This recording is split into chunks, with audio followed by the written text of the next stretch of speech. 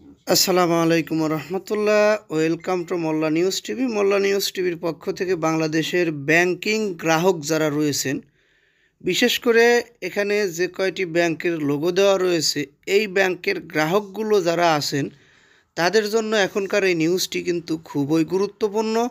আমি আশা করব আপনারা অবশ্যই ধৈর্য সহকারে এই নিউজটি একটু সময় লাগলেও দেখবেন, কারণ এই নিউজটি দেখলে আপনি অনেক কিছু জানতে পারবেন যেগুলো পূর্বে আপনারা জানেননি।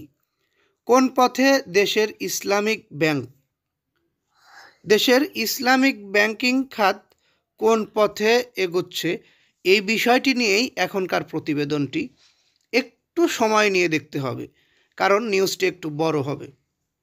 1983 সালে প্রতিষ্ঠিত হয় ইসলামী ব্যাংক বাংলাদেশ লিমিটেড। বর্তমানে ইসলামী ব্যাংক বাংলাদেশ পিএলসি ইসলামিক শরিয়া মোতাবেক ব্যাংকিং লেনদেন পরিচালনা এবং কল্যাণমুখী ব্যাংকিং ধারার প্রবর্তন, এই দুই দর্শন নিয়ে বাংলাদেশের অর্থব্যবস্থায় সর্বপ্রথম এই ব্যাংকের যাত্রা ছিল একটি আলোকিত অধ্যায়। পর্যায়ক্রমে সব শ্রেণীর পেশার মানুষ এই ব্যাংকের সঙ্গে নিবিড় সম্পর্ক স্থাপন করে। ক্ষুদ্র বিনিয়োগকারী হিসেবে, আমানতকারী হিসেবে, বিনিয়োগ গ্রাহক হিসেবে, বিশেষ গ্রাহক হিসেবে, ব্যক্তিগত এবং ব্যবসায়িক ব্যাংকিং প্রয়োজনে এবং শুভাকাঙ্ক্ষী হিসেবেও এই ব্যাংকের সঙ্গে জড়িয়ে পড়েন। পাশাপাশি ইসলামিক শরিয়া মোতাবেক ব্যাংকিং লেনদেন পরিচালনা করতে দক্ষ জনবল সৃষ্টিতে ও গুরুত্বপূর্ণ এবং অর্থপূর্ণ পদক্ষেপ গ্রহণ করে। শরিয়া কমপ্লেক্স মনিটরিং করার জন্য অভ্যন্তরীণভাবে শরিয়া মনিটরিং এবং এক্সটার্নাল শরিয়া কমিটির মাধ্যমে মনিটরিংয়ের সিস্টেম ডেভেলপমেন্ট করে। বাংলাদেশ শেয়ার বাজারের ক্ষুদ্র বিনিয়োগকারীর স্বার্থ সাধারণত খুব কমই রক্ষা হয়।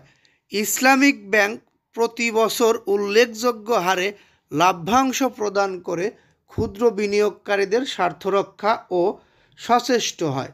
ইসলামী ব্যাংকের ক্ষুদ্র বিনিয়োগকারীরা তাদের শেয়ার বিক্রি করেও ক্যাপিটাল গেইন করার সুযোগ পায়।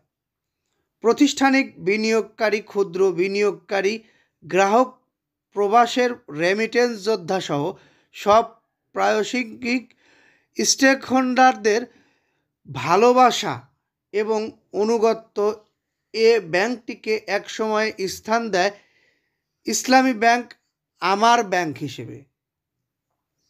এ ব্যাংকটি বাংলাদেশের বেস্ট ইসলামিক ফাইন্যান্সিয়াল ইনস্টিটিউশন হিসেবে জাতীয় এবং আন্তর্জাতিক পর্যায়ে অনেকবার অ্যাওয়ার্ড লাভ করে।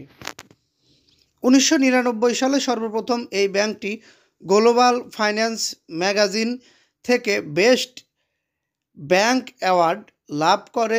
এই ধারায় চলতে থাকে 2000 সাল, 2004 সাল, 2005 সাল এবং 2008 থেকে 13 সাল পর্যন্ত প্রতি বছর বাংলাদেশের বেস্ট ইসলামিক ফাইন্যান্সিয়াল ইনস্টিটিউশন হিসেবে অ্যাওয়ার্ড লাভ করে। যে 2 দশক নিয়ে এ ব্যাংকটি শুরু করে তা বাস্তবায়নে রূপদান করতে চেষ্টার স্বাক্ষর রেখে বাংলাদেশের 1 নম্বর ব্যাংক হয়ে ওঠে ইসলামিক ব্যাংক। তাহলে কি হলো হঠাৎ করে যে ব্যাংকগুলো এরকম হয়ে গেল? এখন সেটি জানতে পারবেন। 2017 সাল, এই সালটি এই ব্যাংকগুলোর জন্য একদম নিখুঁত ডাকাতি বা এই ব্যাংকগুলোর জন্য দুঃসময়।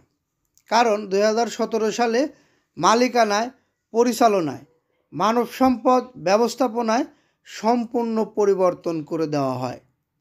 ডেইলি স্টারের একটি সংবাদে যাকে বলা হয় ব্যাংকিং খাতের ইতিহাসে নিখুঁত ডাকাতি, মূল দর্শন থেকে ছিটকে পড়ে এ ব্যাংকটি। সেই থেকে 2024 সাল পর্যন্ত ব্যাংকটি পত্রিকায় শিরোনাম হয় কখনো ঋণ খেলাপিদের আতুরঘর হিসেবে, কখনো আর্থিকভাবে দুর্বল হিসেবে, কখনো সুশাসনবিহীন ব্যাংক হিসেবে।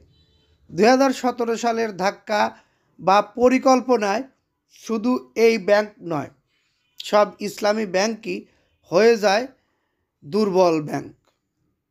তাহলে কি এমন ঘটেছিল 2017 সালের পরে এই ব্যাংকগুলোর সঙ্গে যে এই ব্যাংকগুলো আজকে পঙ্গু হয়ে গেছে, ধার করে চলছে, ধারের টাকা পরিশোধ করার মতো টাকা তাদের কাছে বর্তমান নেই।